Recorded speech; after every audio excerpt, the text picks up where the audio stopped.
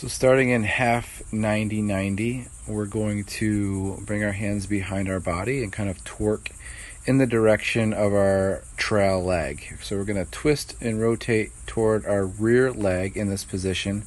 If there's any pain, you may have to regress to the 90-90 to start. And if you've never done this before, then you're probably not likely going to benefit from something new. So make sure that you've followed the prerequisite steps to get into this position first. So if you're doing well here, make sure that you're inhaling for 4, exhaling for 8. You're breathing diaphragmatically. You're just focusing on the tissue that's being passively stretched. You're not trying to amp up any energy. You're just really trying to let the nervous system sit still and just relax here. So we're going to hold this for a full 2 minutes in the half 90-90 position. This is trail leg internal rotation, pals and rails, and half 90-90.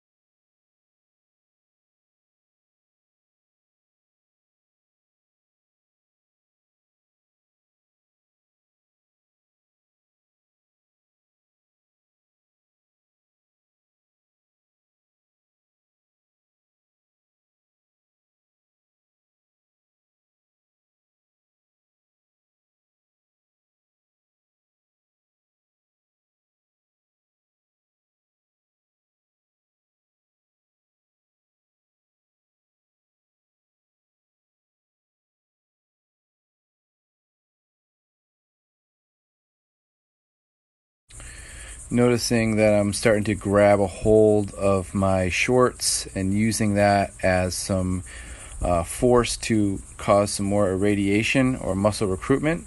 So now I'm at 2 minutes. I'm going to start pressing the back foot and the back knee and the back leg into the ground progressively, 10 to 30% here.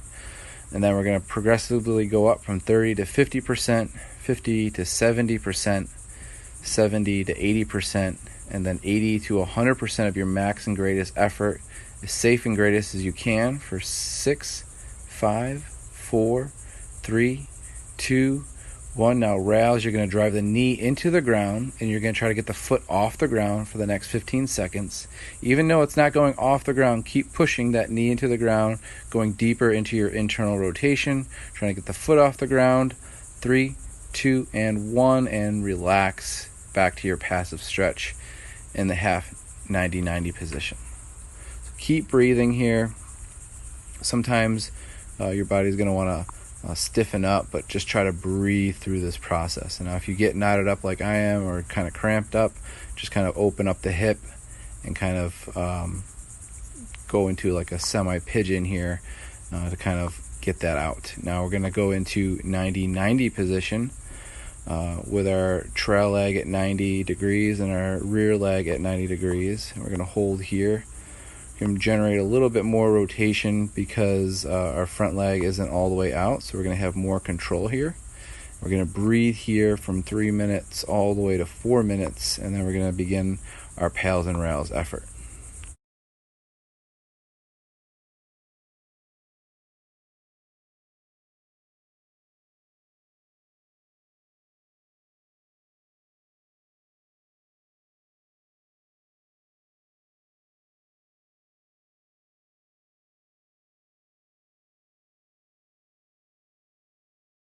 Starting at the 4-minute mark, begin to amp up, pressing the back foot and knee into the ground, twisting further into that internal rotation, pressing 10 to 30%, 30 to 40%, 40 to 50%, 50 to 60%, 60 to 70%, 70 to 100% of your safest and greatest effort for 10 seconds, pushing as much as you can here. 5, 4, 3, 2, and 1. Now go ahead and rails. Try to get the foot off the ground. Press the knee into the ground for the next 10 seconds or up to 15. Keep going. Try to get the foot off the ground, foot off the ground, foot off the ground.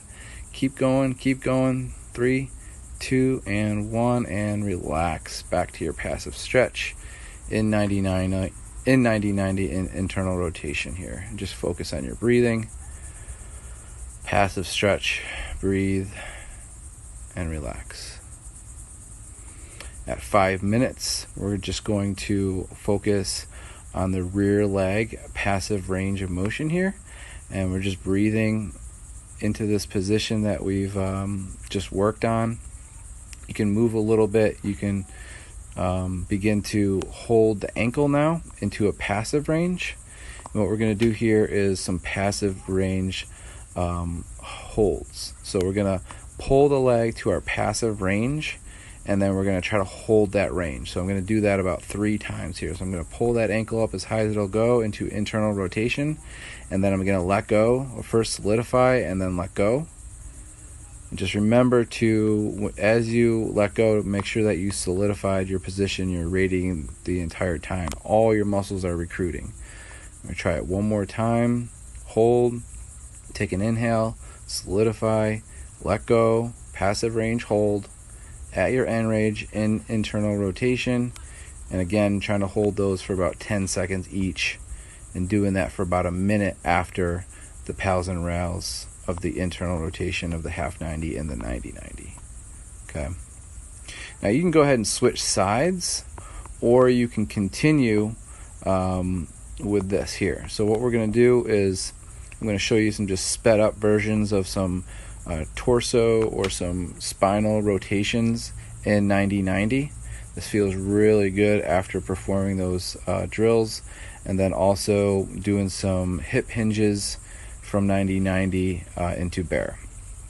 Okay, so now you can either switch side, or you can progress to our rails or our regressive angular loading, where we're going to hover over the kettle with our rear leg. So we're actively pressing the knee into the ground and hovering the foot over the kettle, and noticing that I'm trying to progress myself by trying to sit up nice and straight.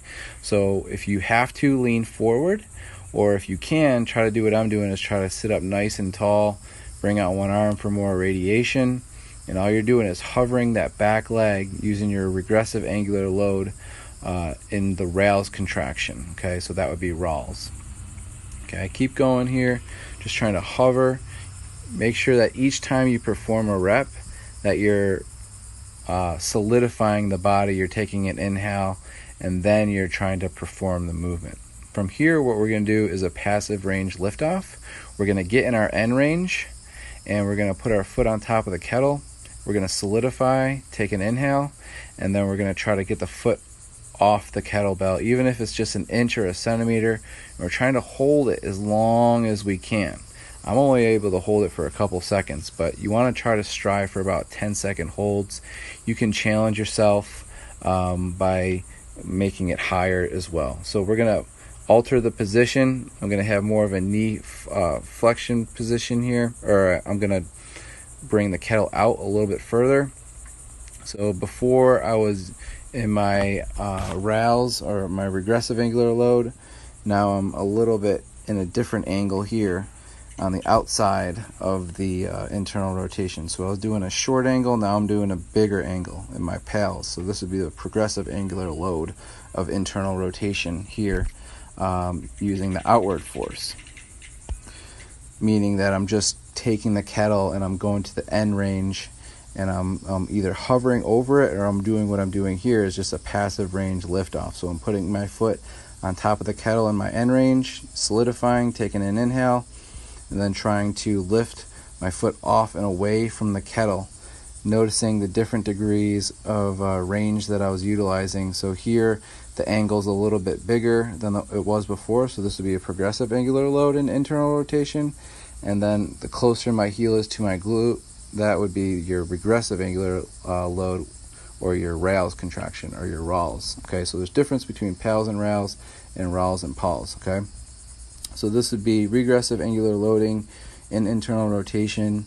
You can do the hovers, like I said, over the kettle in the different short and long ranges here. So noticing that I'm hovering over in my shorter range. Okay, so I'm hovering over in that short range of motion, and I'm trying to lean forward if I need to, or try to sit up nice and tall if I can.